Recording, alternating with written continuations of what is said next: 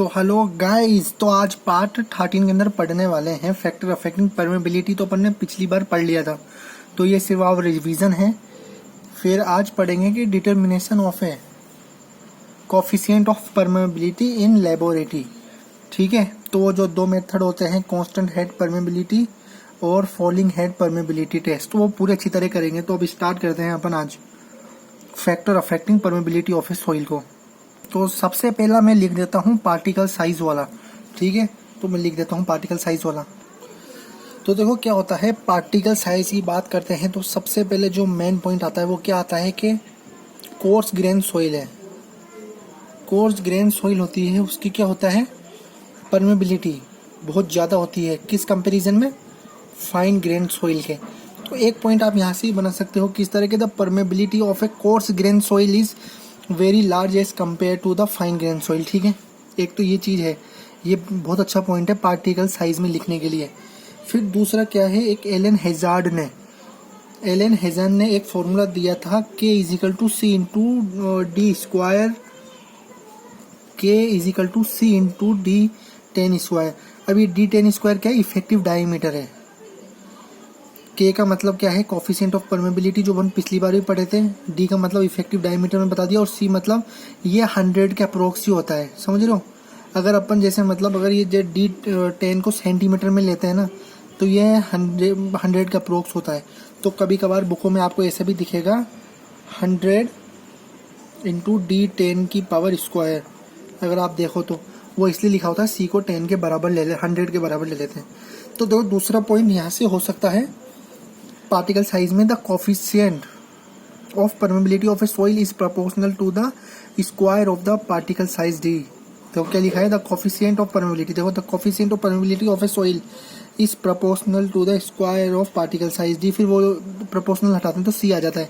तो ये Elon हेज़ार्ड formula ने दिया था। तो इससे ये प्रूफ होता है कि जो coefficient of a permeability is directly proportional to the square of particle size. मतलब जितना पार्टिकल साइज बढ़ता जाएगा उसकी उतनी ही परमेबिलिटी बढ़ती जाएगी। समझ गए इससे, मतलब इससे आप समझ गए होंगे जो मैंने ऊपर लिखा है ना कि coarse grain soil is greater than fine grain soil. किसके अंदर, the permeability of a coarse grain soil is very large as compare to the fine grain soil. तो इससे आपको ये समझ में आ चुका होगा कि ये जो फॉर्मूला क्यों बताया गया इस जगह। तो अब इसको एक्सप्रेस कर देंगे, K is equal to coefficient of permeability, D 10 is equal to effective diameter, और C is equal to 100 approx, जो मैंने आपको बताया D 10 is equal to express in centimeter. अब अपन बात कर लेते हैं शेप ऑफ ए पार्टिकल की। तो मैं लिख लेता हूँ। तो देखो, शेप ऑफ पार्टिकल में कहने का मतलब क्या है कि देखो, दो परमेबिलिटी है वो डिपेंड करती है शेप ऑफ पार्टिकल से। मतलब जो एंगुलर पार्टिकल होते हैं ना, उनमें क्या होता है, स्पेसिफिक सरफेस एरिया ज़्यादा होता है। क्या बोल रहा है, इधर लिख लो। देखो जो दिख रहा है इधर, जो एंगुलर, कहने का मतलब ये है कि जो एंगुलर पार्टिकल होते हैं ना, उसके अंदर स्पेसिफिक सरफेस एरिया ज़्यादा होता है कंपेयर टू किसके, राउंड पार्टिकल के। तो ये बड़ी इजी सी लाइन थी ना, कि एंगुलर जो पार्टिकल होते हैं उसका स्पेसिफिक सरफेस एरिया ज़्यादा होता है as compare to the round particle.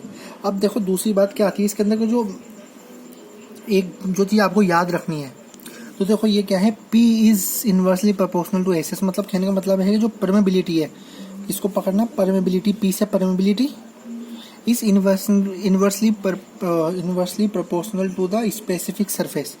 तो मतलब आप समझ गए। अब देखो, अब आपको ये जो पूरी की पूरी जो मैंने लिखा है ना, याद करने की जरूरत नहीं है, आपको बिल्कुल याद होगी। ये लिखा था, एंगुलर पार्टिकल्स में जो स्पेसिफिक सरफेस एरिया होता है वो ज़्यादा होता है किसके कंपेयर में, राउंड पार्टिकल में। और फिर मैं लिख रहा हूँ कि जो परमेबिलिटी है वो इन्वर्सली प्रोपोर्शनल होती है स्पेसिफिक सरफेस की। मतलब अगर स्पेसिफिक सरफेस ज़्यादा होगा तो परमेबिलिटी कम होगी, और अगर परमेबिलिटी ज़्यादा होगी तो स्पेसिफिक सरफेस कम होगा। मतलब अब जैसे एंगुलर अपने जो देखो क्या था, जो एंगुलर पार्टिकल थे, एंगुलर पार्टिकल में क्या था, जो स्पेसिफिक सरफेस एरिया था वो ज़्यादा था। अगर स्पेसिफिक सरफेस एरिया ज़्यादा है तो क्या है, जो परमेबिलिटी है वो कम होगी। तो देखो अब ये आप पढ़ सकते हो इसको। अब वही लाइन है बिल्कुल, देखो कितना सिंपल से, देखो इतना आपको जो लग रहा था ना वो कितना सिंपल हो चुका है। तो आप यार इसको लिख भी सकते हो, बहुत अच्छी वाली लाइन है कि the permeability of a soil depend upon the shape of a particle. Angular particle have great specific surface area is compare with the round particle. फिर अपन ने लिखा था कि जो angular particle are less permeable than those with round particle. तो आप समझ गए क्यों लिखा है मैंने, क्योंकि अपन ने बता दिया कि जो परमिबिलिटी होती है वो इनवर्सली प्रोपोर्शनल होती है स्पेसिफिक सरफेस के। तो अगर आपको सेकंड पॉइंट देखो कितने पॉइंट हो गए, फर्स्ट पॉइंट ऊपर पड़ा था, सेकंड पॉइंट पड़ा और एक मैंने ऊपर बता दिया था वो कोर्स ग्रेन सॉइल। तो फैक्टर अफेक्टिंग परमिबिलिटी में देखो कितना मतलब इजीली हो जाता है, समझ रहे हो। ज़्यादा कुछ हार्ड करने की जरूरत नहीं, बिल्कुल सिंपल स्टेप बाय स्टेप पढ़ते जाओ, समझ रहे हो। अब अपन बात करते हैं एक और पॉइंट की, वॉइड रेशो की। तो मैं उसको लिख लेता हूँ। अब ये इसलिए लिखा है बहुत ईजी होता है, देखो फॉर वॉइड रेशो आप यार खुद समझते हो, एक बार मान लो एग्जाम्पल के तौर पे, हर चीज़ एग्जाम्पल पे समझा करो।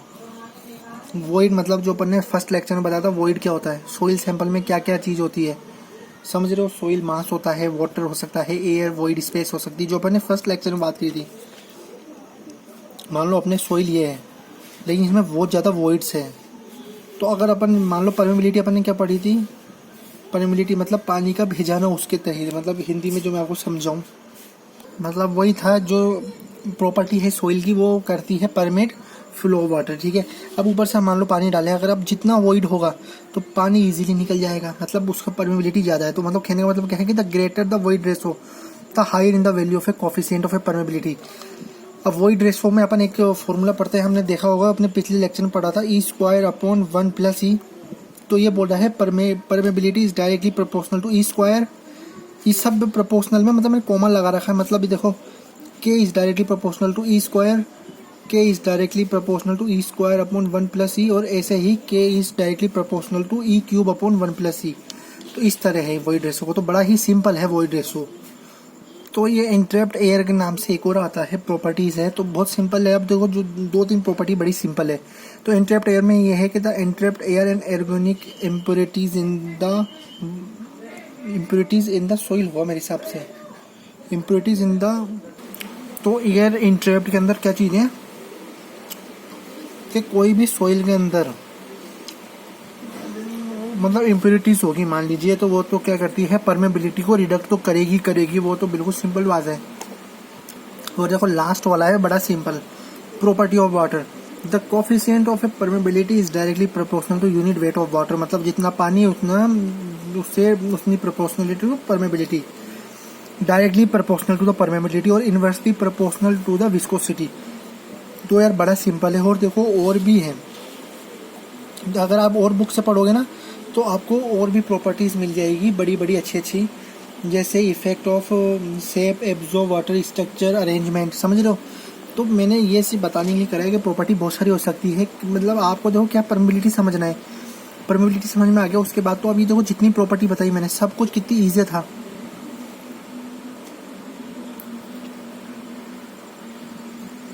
बिल्कुल ईजी था ना, तो कोई दिक्कत ही नहीं आई। तो देखो आज इतना ही करते हैं, क्योंकि यार थोड़ा मेमोरी का इशू हो गया, मेमोरी ज़्यादा हो गई फ़ोन में, मेमोरी आउट हो गई तो वो वीडियो बन नहीं पाएगी। तो कल मैं आपके लिए लाता हूँ determination of a coefficient of a permeability, ठीक है। तो थोड़ी मैं मेमोरी कर लेता हूँ यार, वरना फिर वो वीडियो बनेगी नहीं और ये भी करप्ट हो जाएगी फाइल। तो सॉरी यार आज के लिए, आज कम मेमोरी वाली बन पाई। बाकी इसमें कुछ अगर प्रॉब्लम हो तो कमेंट जरूर कर देना। और जो आप ये पूछ रहे हो ना K is equal to C into D square, तो ये एलन हेजन ने फॉर्मूला दिया था एक, ये वो फॉर्मूला है।